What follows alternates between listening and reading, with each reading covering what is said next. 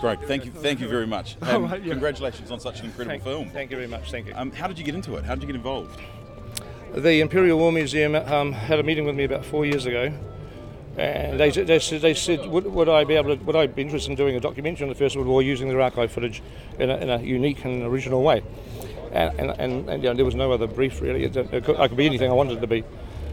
And I didn't know what to do really, you know, because I was just thinking of every documentary that I've ever seen. So I went back to New Zealand and then we got a little bit of three or 4 minutes, and we did some experiments with how well it could be restored with all the computer technology we have at home. And I had a vague imagination of what that might be because I've never done it before, but then it was so surpassed what I ever thought we could achieve. It's unbelievable. And you've got a personal connection as well. You dedicated it to your granddad. Yep. Yeah, well, I never met my granddad, but my dad talked about him a lot. And you know, there's no film of him, there's no recordings of him.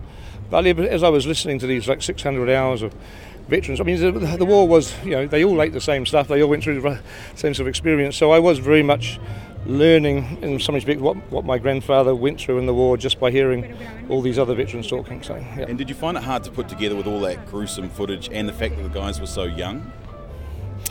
Well, I mean, war is gruesome. I mean, I you know, and I didn't want to make it overly gruesome, but whenever they talk about something that, you know, is experience of theirs, I wanted to try to have pictures that were reflecting what they were talking about. And, you know, people get killed in war, unfortunately, and it's important not to sanitize it, because one of the things I think sanitizing war is telling is a wrong message for younger people. It's the video game generation who've got to know there's consequences with war, and that it's a horrible thing to, you know, the consequences are awful, and when people bleed, they bleed a lot, you know. And so I wasn't out to sanitize it in the slightest, but I also, it's not, you know.